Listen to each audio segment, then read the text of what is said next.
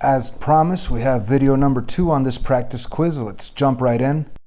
We are on question number 12. And right here they want us to factor. Okay, you might have already seen the answer there.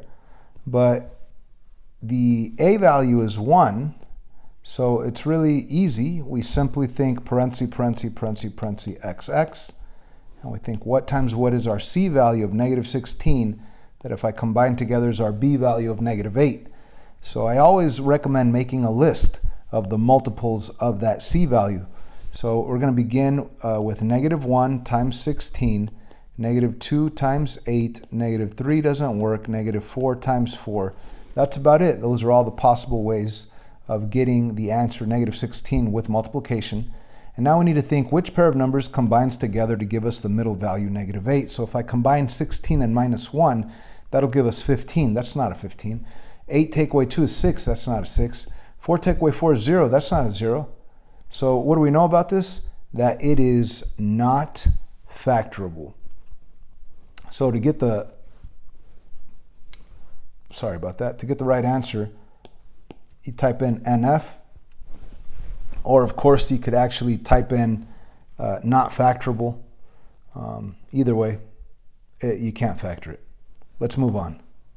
Again, we have the a value of 1. I love these because when the a value is 1, you could jump right in to your factored form format with the x and the x right there. Why is that? Because x times x will give us the x squared. That's why we're able to set this up.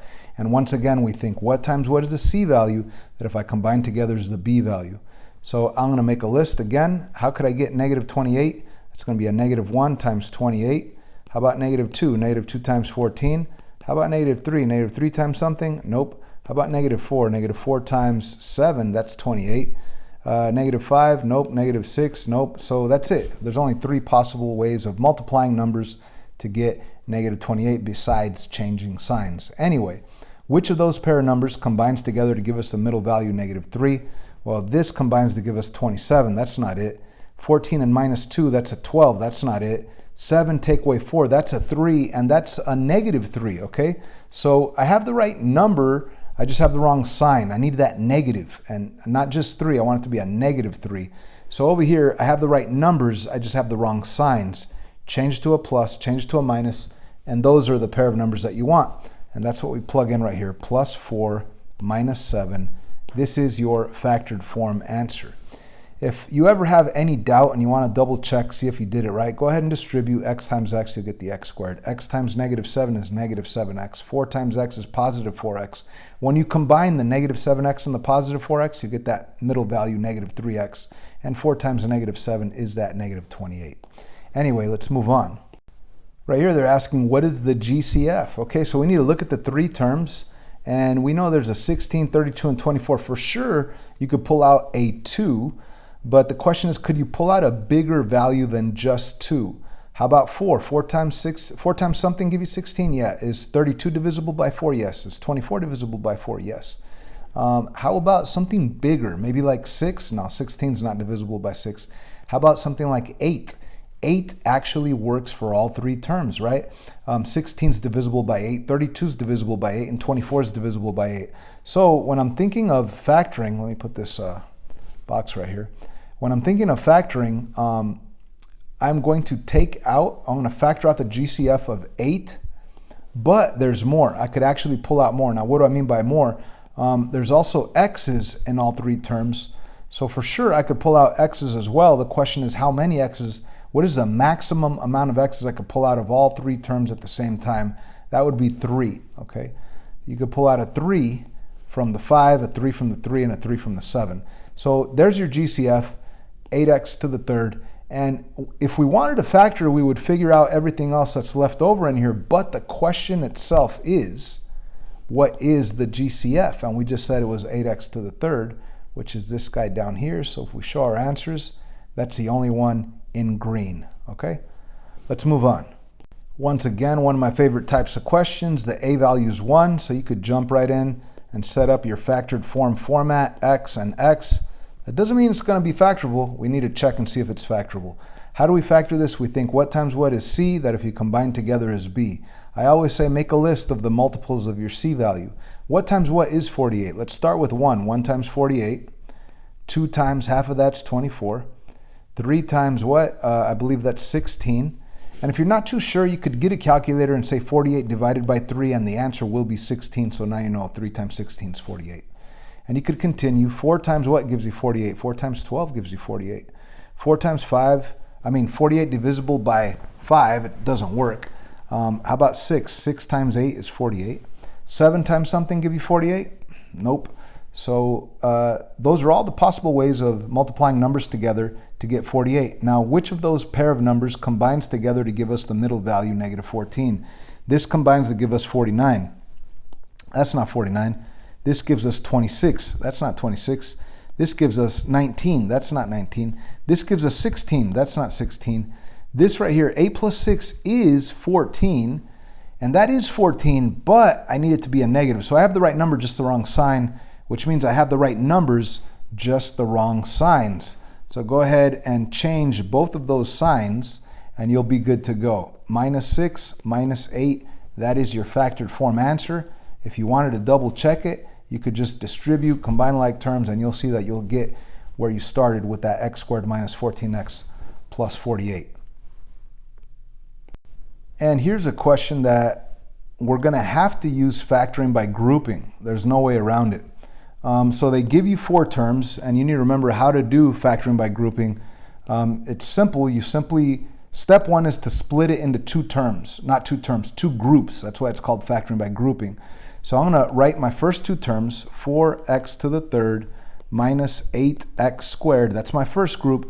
I'm going to leave some space, and then plus 3x, and then minus 6. That's my second group. Step 2 on factoring by grouping is to factor something out of both groups. So in our first group, what could we pull out? What's in common? Well, for sure there's a 4, multiple of 4 inside of the 8.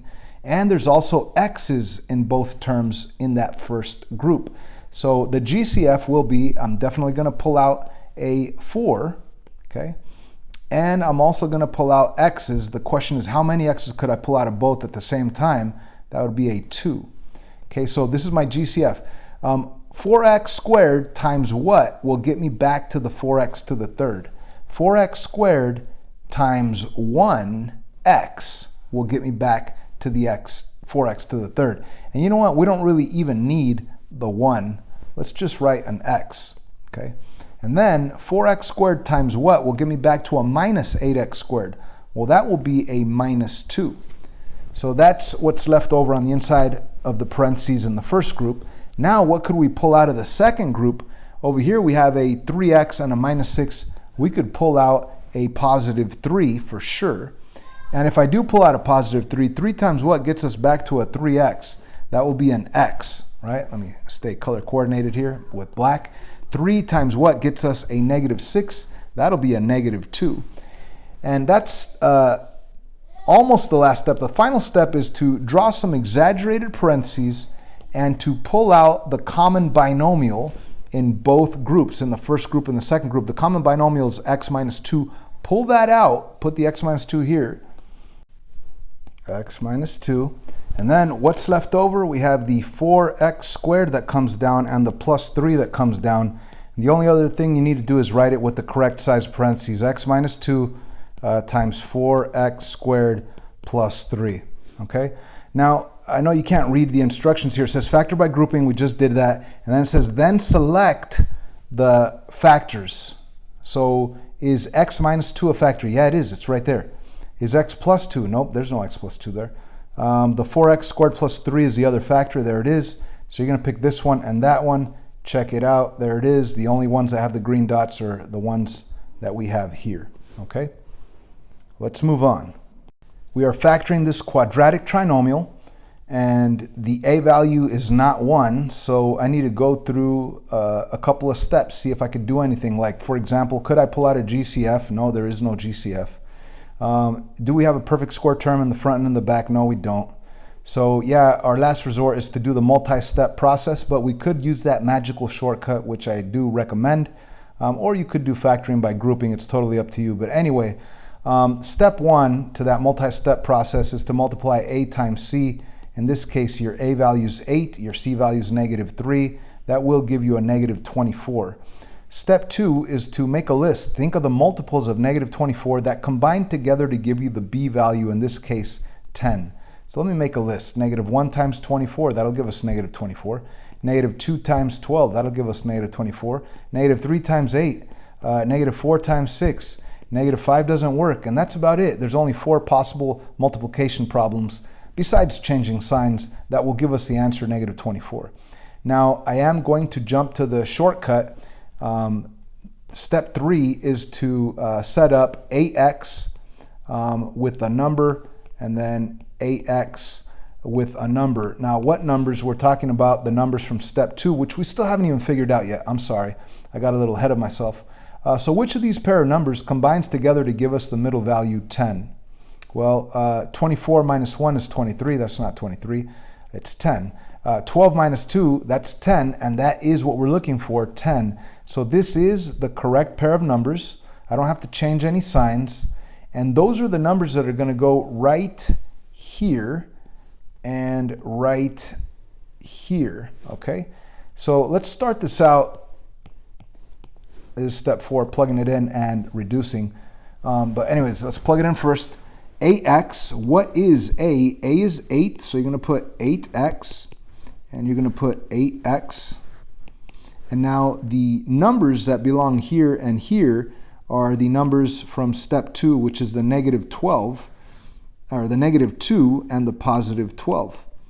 So that was step 3, plugging them into your answer format, ax and the number and ax and the number. Now step 4, the final magical step of reducing, right? It's kind of like dividing by your GCF, each binomial that is. So divide this by whatever you can. 8 and 2, you could divide by 2. So if you divide each of those by 2, 8x divided by 2 is a 4x.